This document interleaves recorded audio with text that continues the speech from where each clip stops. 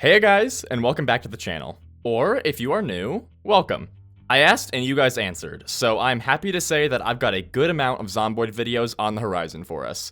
Thank you all so much for the support on my first Zomboid video. It was really awesome to see a video on another game do so well. Before I say anything else, keep in mind that this video is going to be on Project Zomboid build 42, so some things may be different if you're playing on a different build. So, what am I going to yap about today? Well, I want to stick to talking about tips for beginners for now, seeing as, although I've now passed 200 hours of time in the game, I'm still very much not an expert. But I have reached the point where my understanding of the game is getting good enough that I am confident that I can provide some good direction.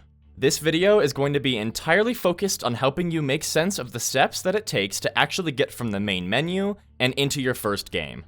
We'll be talking about the game mode selection, starting location, perks, and finally, character creation. We're not going to be doing any severe deep dives into any of those, but just give general information and guidance to help you make your first decisions when trying to learn this game. So, without any further ado, let's hop right into it. Before we go into any specifics, I want to reenact how I started my first Zomboid run. I pressed solo, saw the game modes. I chose Apocalypse because it said it was stealth-focused, and I figured that because I didn't really know how the combat worked yet, it'd be better to learn other things than sticking to stealth instead. I chose the first location on the list because I didn't know the difference between any of them, and then the perk page popped up. This page was immediately overwhelming. I saw all of the negative perks and thought, oh well, I definitely don't think I'm ready to give myself any extra challenges, seeing as I don't have any idea how this game works, and I know it's going to be difficult already. So, I just picked a couple of perks that I thought sounded good to fill up my free points, got a character I liked, and hit play. Okay, so as many of you who are more experienced with this game will point out, there was a lot wrong with that string of decisions. In fact, looking back now, I'd say that almost everything I just showed you was a poor decision. So, let's dive into it one step at a time to understand why. First up, we have the game mode screen. You'll have 4 options, each with very limited descriptions. We'll leave out custom sandbox because, well, it's the custom mode, it's whatever you want it to be, and it will pretty much branch off of your knowledge of the other game modes. Maybe I'll make a more in-depth video on the custom mode in the future, but as of right now, let's focus on the other 3. On this screen, you can see the following game modes and their short descriptors. Apocalypse, Stealth Focus, Short Lifespan, Combat Best Avoided. Survivor, Powerful Combat, Longer Lifespan, a challenging playstyle based on Project Zomboid's previous survival mode. Builder, Construction, Exploration, and Farming Focus, a more relaxed experience. It should be pretty clear right away that Builder is Zomboid's easy mode, but the other 2 are a little less clear, or at least they were to me.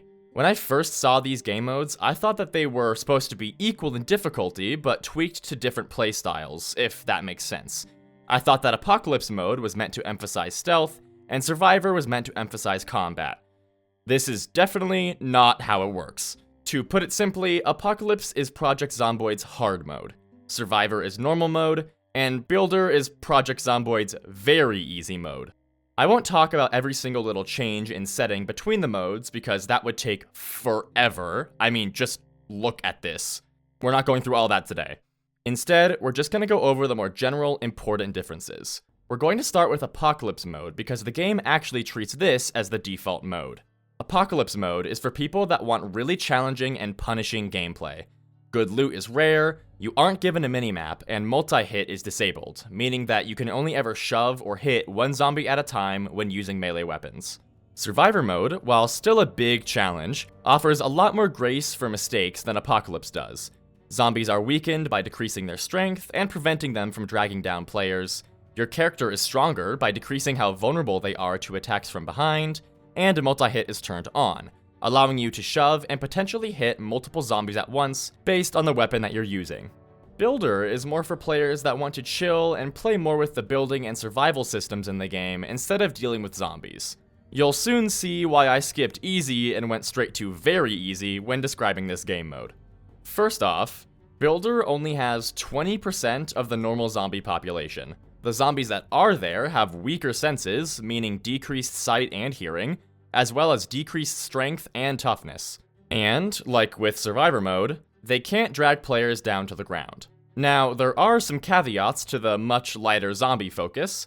Almost all loot is made rarer, and your players' needs and clothing degrade faster, meaning that you'll need to find more resources and materials to keep your character going in the long run. But even with those caveats, Builder is still a far easier mode than both Survivor and Apocalypse. Okay, now that we've gone over what the different game modes entail, I think we can point out why what I did was a bad choice. When Apocalypse says stealth-focused, it's trying to subtly say, combat is more challenging, and not stealth will be better in this mode. As I mentioned in the last Zomboid video, stealth is an extremely fickle thing in Zomboid. It doesn't matter if you're crouching, being in a zombie's cone of vision almost always means that you're going to be spotted. Now, there isn't necessarily anything wrong with starting out with Apocalypse mode, but I would definitely recommend Survivor. It is still incredibly challenging, while providing a more forgiving environment for you to get the hang of the game's systems and combat.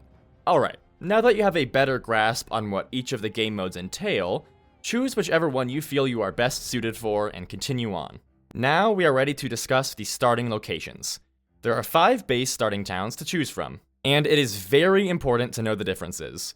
Once again, going into major detail on each of the towns not only could be an entire video on its own, but it also spoils you the chance of exploring things for yourself as a new player. So we'll once again go over more general information to help you decide what the best place for you is. We'll go in order, starting with Muldraugh. Muldraugh is the largest starting town that you can choose. It has massive suburbs, shopping spaces, and plenty of industrial zones and warehouses. The trade-off for a location that has such a high amount of a wide variety of loot is the abundant zombie population. After all, a larger town means more people, which means more people to get infected. Echo Creek is the smallest and newest town that you can spawn in. It has a very low starting zombie population, which makes it an appealing location to start in for beginners. The trade-off for that, though, is that there aren't a whole lot of high loot spots, making it hard to find a variety of really important items, including weapons. So, despite the fact that it has less zombies to manage, you're probably going to have to find a way to venture out to nearby towns to procure better equipment for the long run. Riverside is a decently sized town that will have a good spread of loot throughout. One major benefit of this location is that it, as the name implies, is alongside a river, meaning that you will have access to a lot of water and fishing for when you need it later on in your runs. In the beginning, despite the town's size, it has fewer zombies than one might expect, but you'll need to be careful when entering the business district of town because there will be a higher concentration of zombies there.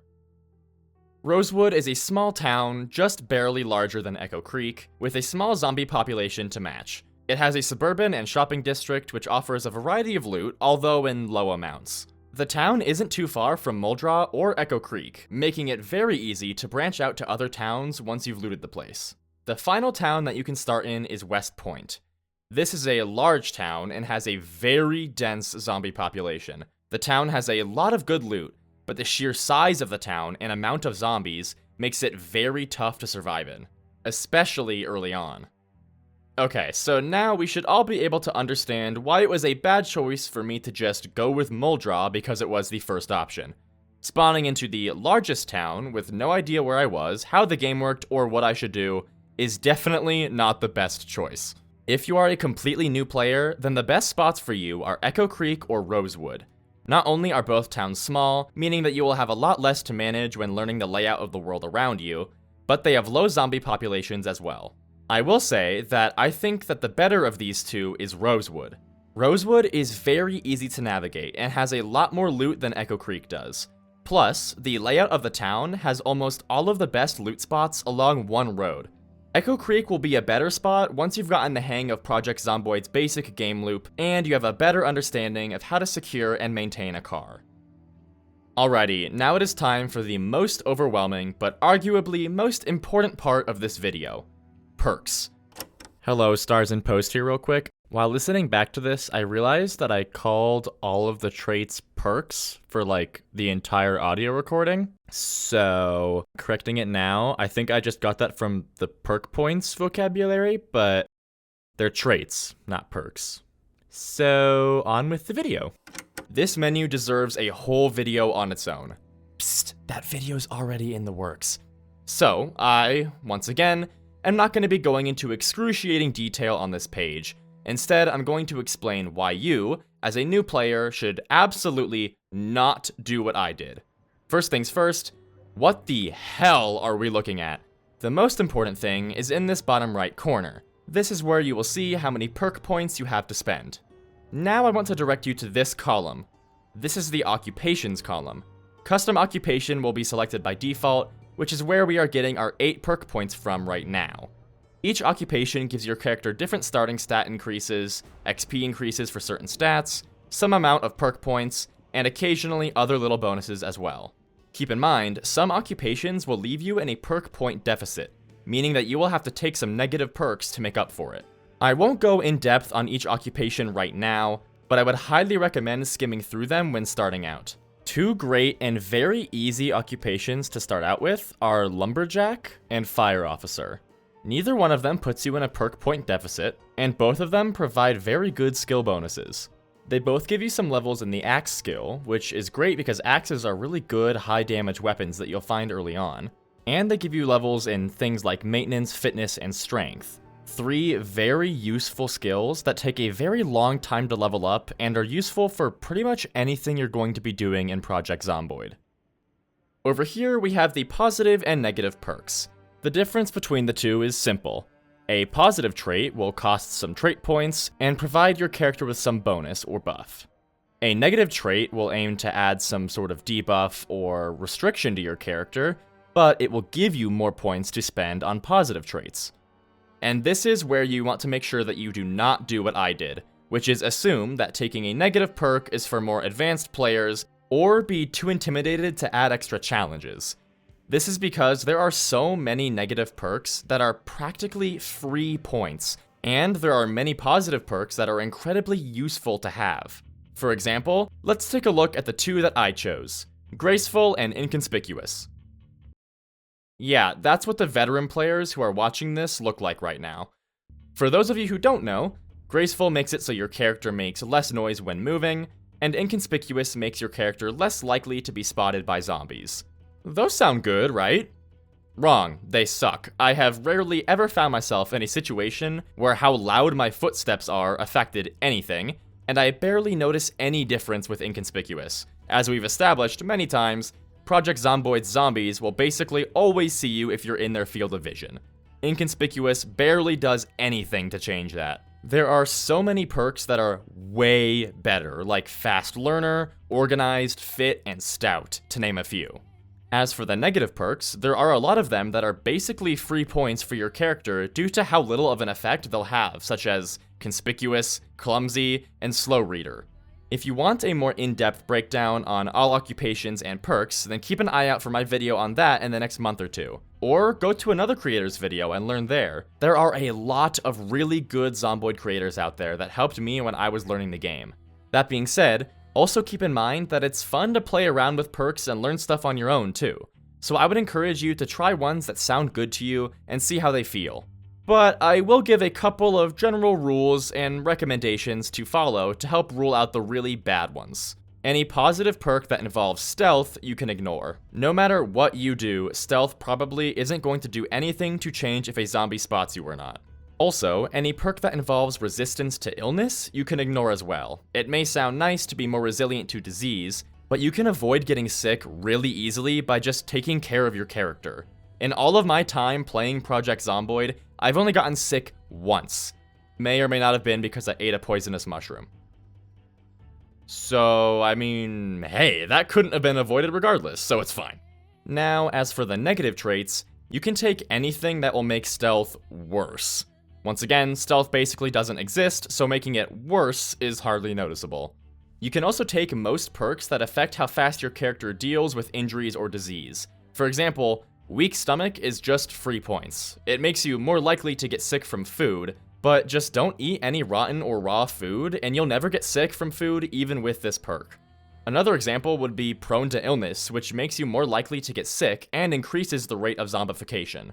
First, just take care of your character and they won't get sick. And second, who gives a damn if your rate of zombification is faster? If you get infected with the Nox virus, then you're dead anyway. That is 4 free points right there.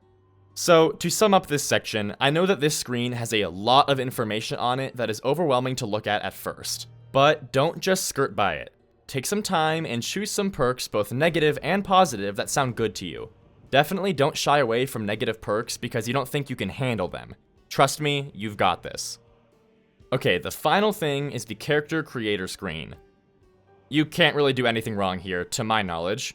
Make your character however you want to. You can spend a bunch of time dialing them up all pretty like, or you can just hit random until you see one that you like. As far as I'm aware, there's nothing you can do here that will actually affect much in-game. Besides, of course, for how stylish you look. Once you're done with that, you'll be only moments away from taking your first steps in Knox County. Just remember, you're not invincible. After all, this is how you died.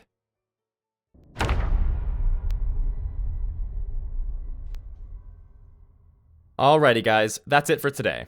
Thank you all once again for the support on the last Zomboid video. It was really awesome to see so many new people join the community. Sorry that this video isn't really a big deep dive into any specific mechanics of the game, but I promise that I intend to get to that stuff next. If I missed any important information, or you have any recommendations for other players of Project Zomboid, then make sure that you leave a comment letting us know. If you liked this video, then like the video. It helps out the channel a lot. If you want to see more from me, then grab the nearest fish and slap that subscribe button. Thank you all so much for watching, you're all amazing, and I will see you in the next one.